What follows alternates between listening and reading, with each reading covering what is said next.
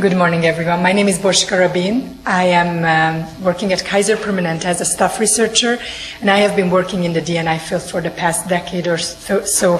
Very lucky to work with some great experts, so I am just going to share with you some basic definitions and frameworks to start with. And this is partially to fulfill the needs of those who are just learning about the field, but also to be on the same page and use the same terminology, at least today and in the future as we communicate about D&I.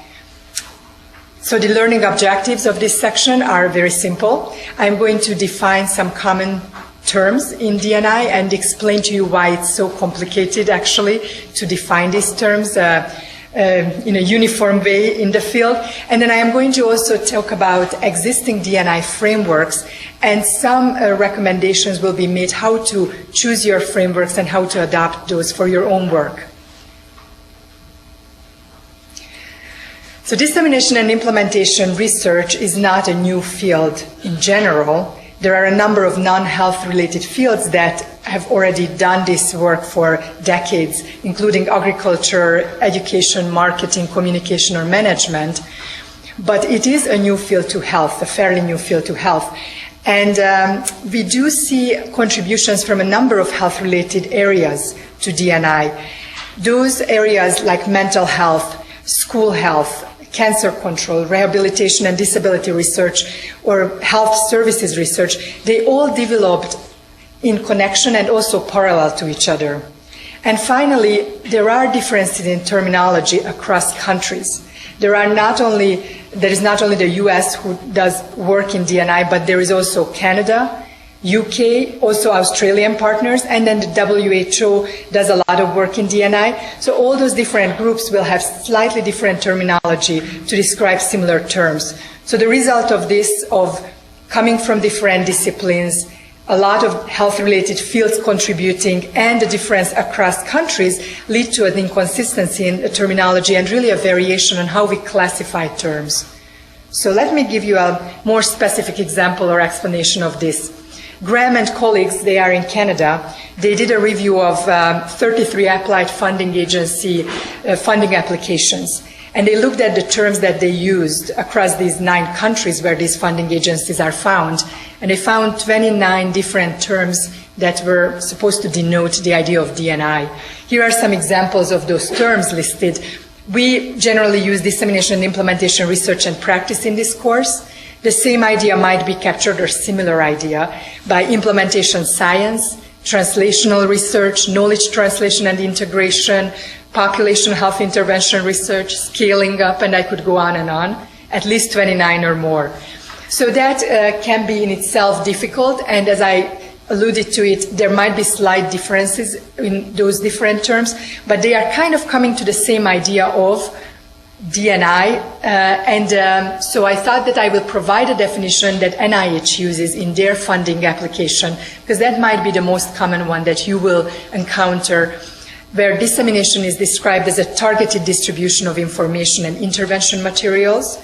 It can be obviously communicated to public health or clinical practice audience. The intent is to spread this knowledge and the associated interventions. And then the implementation aspect of it is to find strategies for the use and adoption of the evidence-based information and change practice patterns within specific settings. And so these definitions are the ones that you will find if you are looking for application materials. A few additional terms I listed here, not necessarily just to go through, but to tell you that there are a number of terms in D&I that you might want to understand beyond the D&I idea. And so I chose adoption, which is basically a decision of an organization or a community to commit to and start an intervention. And it's usually referring to evidence-based interventions. I will give you a definition on that. Champions, I'm sure that you have heard this term. There is a formal definition of that. This is the idea of individuals who might be supporting the implementation of the evidence-based intervention at the target setting. And I chose the designing for dissemination and implementation term because Elaine is actually going to talk about this idea in the next section, this notion of what can we do to increase the dissemination and implementation potential of interventions by including this idea into the planning, development, and testing of our interventions. And so there will be more on that today. We obviously will talk a lot about different dissemination strategies, and those are basically the different approaches and mechanisms that we use to communicate the information. So there might be your ways of packaging the information that you want to get out, or tailoring the communication channels that you use to get the information out. Similarly to that, you could obviously devise the implementation strategy definition. And then finally, I wanted to kind of put out this evidence-based intervention definition just to remind us that this is not limited to programs that are classically called interventions, behavior programs, but we can talk about practices, processes, policies, guidelines, any idea that is new and hopefully tested. And so that's kind of the notion here, that we are hopeful that anything that becomes the object of D&I has been tested in the past and found to be effective. That's not always the case, as Elaine already talked about it. A different way of thinking about this idea of dissemination and implementation is along a continuum. And this is the way that actually the National Cancer Institute Implementation Science website think about it or define it. Thinking about starting at the discovery and development stage, going through delivery, and putting diffusion, dissemination, and implementation somewhere in the middle. Not that it's a linear process, but it's somewhere there helping a certain step in your intervention development. So very often diffusion is thought of the passive spread of information, and then dissemination is the active version of that, when we actually do some tailoring and thinking and packaging of the information, and an implementation of the other end of the spectrum, the pool, what happens at the actual target setting. And we provide usually throughout the slides links and resources, as Elaine said, where you can learn more about these concepts. Before I get into the framework section, I did want to highlight a monograph, and it is done at the right moment because Ross Brunson just arrived, so I just wanted to point him out. He's at the back of the room. He is the main editor of the book that is basically the main monograph for D&I in health. Many of the individuals who are here actually are co-authors of this book, and you can see a copy of this outside. If you would like to become more well-versed in this area, I recommend that you at least check it out and see whether it has the right chapters for you. I bet it will, because it covers basically all the areas that you need. And so one of the chapters of this book has a glossary, and the purpose of this glossary was not necessarily to decide which definitions are right for D&I, but at least to start us off with some possible language. What I would suggest to all of you is not necessarily to pick one definition, but decide which definition you use and then define it. So unlike in your other fields where there is a common understanding of what people mean by things, here you might want to take that one line or two lines in your proposals, descriptions, papers, to define what you meant by a certain concept, because there could be some misunderstanding. And perhaps that's the best way to approach this discrepancy that is still present in the field. There is a web-based version of that glossary, which is an alphabetical ordered thing that you can actually search. So if you want to do a quicker review of that, then you can go to that website that we listed there. So the next topic that I am going to briefly cover is related to D&I theories and frameworks. We do know, and looking at the applicants' profiles here, you are all familiar with research methods and basic concepts around research, that certain frameworks and theories that have been tested can really help the success of interventions at an individual level or organizational level. Similarly to that, in D&I, we believe that using D&I frameworks and theories can increase the likelihood that your intervention or your efforts are successful. And they can also help you understand why certain findings you will get. Why did you succeed or not succeed by looking at the different constructs of the framework? So we encourage everyone to use these frameworks or choose a framework for yourself when you are thinking of a dissemination and implementation study. And there are a number of frameworks. A colleagues of Russ Brunson, actually, Rachel Tabak and others at WashU, developed a review of existing D&I frameworks and models, and they found 61 researcher-initiated frameworks and models. So that's a lot. And they did a wonderful job at not only providing a catalog of these frameworks, but also classifying them along 4 different concepts. The first one is construct flexibility. And that idea is basically looking at how easily you can adopt a framework, how much you as a researcher or practitioner define what the different constructs might mean, how you operationalize them. One end of the spectrum, the broad frameworks, are ones that are pretty loosely connected. They provide you with some constructs that you want to take into account, but as a researcher, you have the ability and responsibility to define these more in depth for your own study. So the other end of the spectrum is, of course, frameworks that are pretty much prescriptive. They give you a step-by-step approach on how to do your work, and then anything in between. So they classify the frameworks based on this construct. The other one was to looking at D&I and whether the frameworks are mainly designed to guide dissemination activities, implementation activities, or both. And again, this is on a spectrum. And finally, they also looked at which aspects of the socio-ecological frameworks might be addressed by these theories. Some of them might be focusing on one level of providers or organization. Others might be cross-cutting multiple levels. And then finally, they also looked at whether policy is an aspect of these frameworks, whether it has any help, it provides any help to create policies or implement policies, and that's another information that they have. This is just a few of the frameworks, obviously.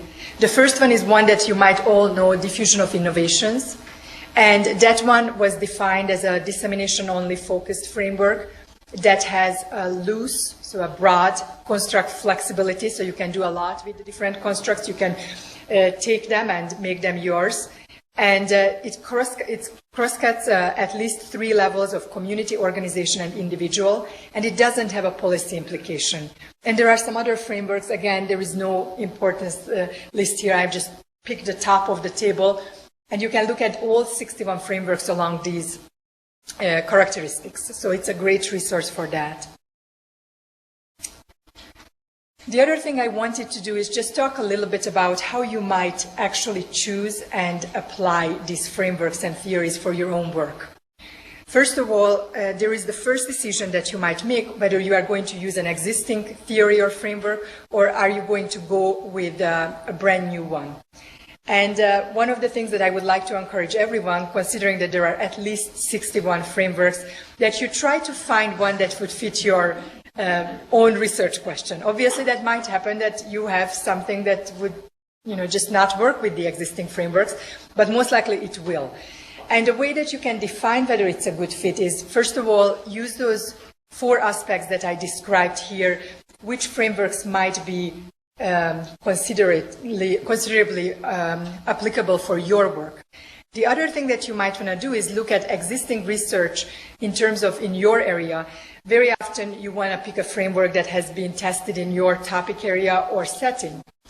Obviously, there are advantages of using a framework for another discipline because you could at least contribute to the extension of evidence around the framework. So don't get scared if you don't find a framework in your topic area, but be careful because it might have not been tested there, but you are going to contribute to, again, generalized knowledge around this. When you select your framework, you might have to do some adaptation of the framework. It might be because you want to make it more culturally appropriate or sensitive. So you might change wording of the actual framework constructs. That change might be, I would call it a green light. It can be done easily and without problems.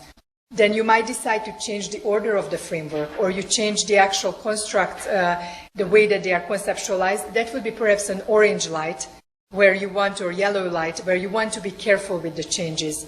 And then finally, if you are going to make major changes to the core components of the framework, I would say think about red light. Don't do it unless there is some evidence suggesting that this could still work.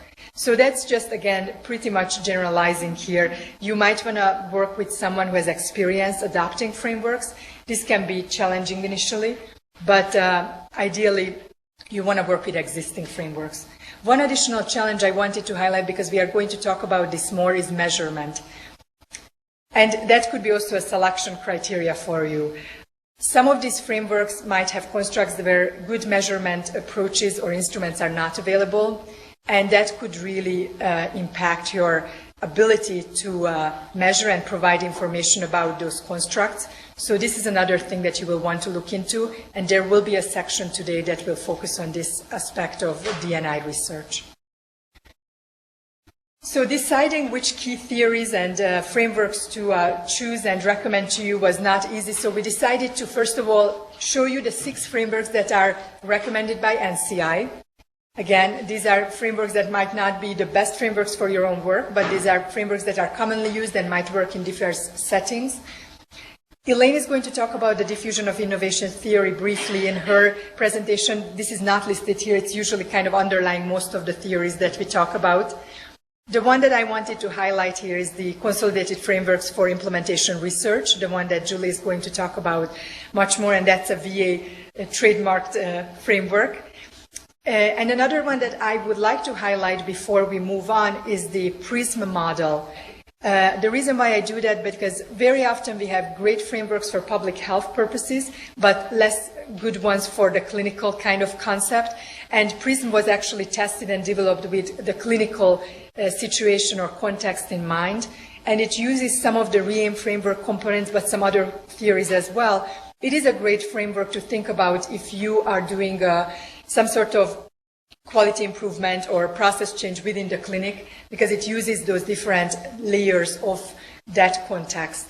So I'm not going to show you more about it, but there are great publications, and it is provided in your workbook. And finally, I will explain why, not only because Ross Glasgow is sitting here, but for other reasons, we decided to really focus our attention to the Ream Framework. Before I tell you why, let me just show you this publication again that Elaine already presented to you on dissemination and implementation research funding. They not only summarized the amount of funding that was devoted to this field, but they also looked at the different abstracts, funded abstracts, specifically the RO ones. And they looked at what kind of study, what kind of frameworks and theories they have used.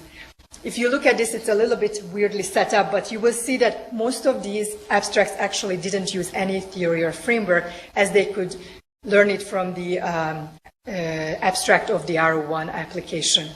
That's pretty shocking, knowing that everyone is kind of trying to push us to use frameworks and theories. And so the total number was 46, I believe. That's the number I had to write down. Yes, 46 abstracts in the RO1 category, 22 of which had no theory or framework mentioned. The one that was most frequently used is Ream. That's going to be one of my justifications why we are talking about Ream today. It was used either alone or in combination with other theories, including the diffusion of innovations theory. And then another one that they specifically spelled out is the diffusion of innovations theory. That was used much less frequently, but it's still one of those that people usually know about. And many of the people who decided to use frameworks, they are reaching out to their own topic area. So they pick frameworks that are relevant to their context, to their settings or their population. And those are the ones that are listed there.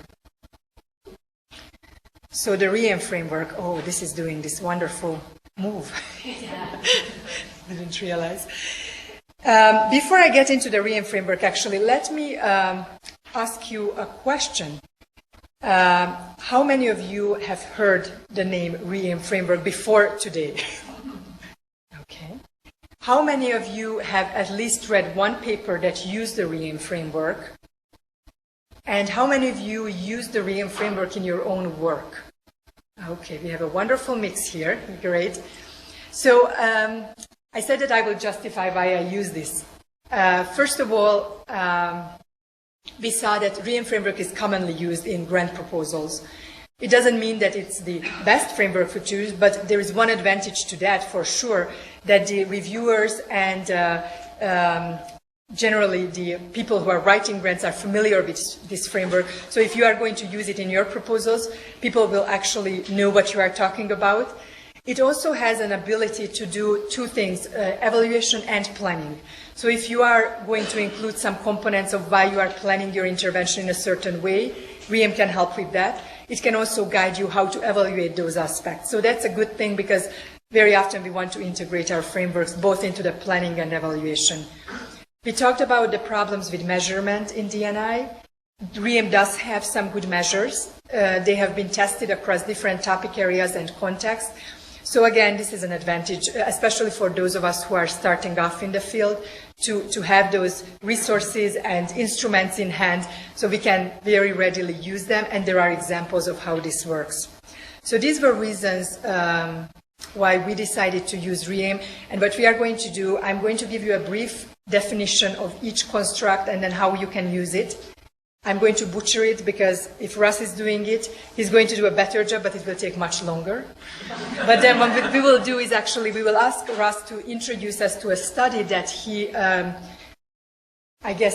participated in COLAD, I would say, that used the Ream framework, and we are going to use that case example throughout the day, or actually at the end of the day, to do a group exercise. And we will actually have you try to use the Ream framework and with this case study, and hopefully get some expertise in it and confidence to be able to use it in the future. So again, pretty dry, but here it is. The Ream framework, the first construct is REACH, which is basically the idea of the absolute number, proportion, and representativeness of individuals who are willing to participate in a given study or initiative. And again, just highlighting a few ideas here, you do want to report on these ideas, and you want to see who is and who is not participating in the study.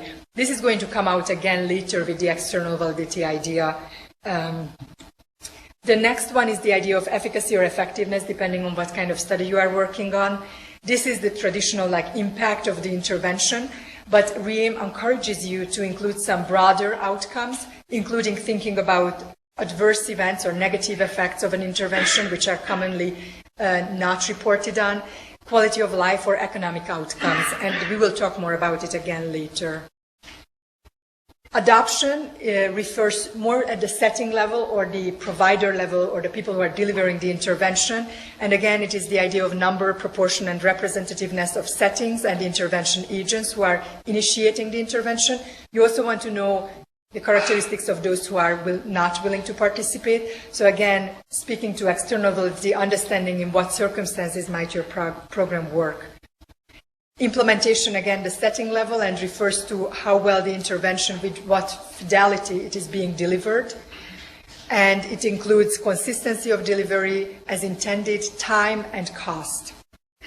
And then finally, maintenance, which can be measured both at the setting and the individual level, the extent to which the program and the policy becomes institutionalized or part of the organizational practices, and it can be also thought of at the individual level, which is the way that we think about maintenance, basically the long-term effects of a program 6 or more months after the initial intervention contact. So Ream basically takes these 5 components and tries to encourage you to think about, throughout your planning process and evaluation process, how you can take these into account and improve your intervention. There is excellent resource, actually, as I mentioned, on the ream.org website, which provides you with checklists and other kind of resources to use Ream and examples. This part I am going to just very briefly pull up. As I mentioned, Ream will be appropriate both for planning and design phase, and then also thinking about it during the publication stage. So these are just some ideas how you might want to consider the Ream aspects during your planning and design phase, and you can use these ideas when we get to the little exercise at the end of the day. And then the publication phase, again, just providing you with the guidance, but not necessarily going through, since there will be an actual example explaining how this has been used. And I think that time-wise, we have a time to take some questions. If you had any questions about the frameworks and theory section or terminology or any resources, I'm going to pull up some recommended readings that you can use to broaden your knowledge in this area. And then I will have actually Russ explain the case study that we are going to use today. Any questions that came up? Great. Any questions regarding your, when you're trying to choose or practical issues you run into? Yeah. I just have one very general question. The table that you brought up that talked about the different theories, the 61, are those in the Tabak article? Yes. Okay. Yes, and there is actually an online appendix, I believe, that provides even more detail on those different frameworks, so you can find all this there. Yes. Thank you. So, Corsica, there's one other thing we can offer you that is not anywhere in the article because it would have had all kinds of copyright issues. I'm Ross. So the other thing we did, Rachel, so there's 61 frameworks, and we sort of list them in the table by those 3 variables Borshika mentioned. We also assembled one PowerPoint file that has a picture of each of the 61 frameworks, because we wanted to put that in the article, but you could imagine trying to get copyright permission on 61 different articles. And so we can provide that to you, put it on the website, or make it available for this group internally, which is really nice when you're going to look for a framework. You don't have to go dig up the article, find it, look at it, because for me at least, when I'm looking for a certain framework, the first thing I want to do is just sort of visually look at it and say, with what I have in mind for my study, does this sort of fit the picture of what I want to do, or could this adapt a little bit and then fit it? And so that's another resource we can make available for you. I email to whomever can post this for us.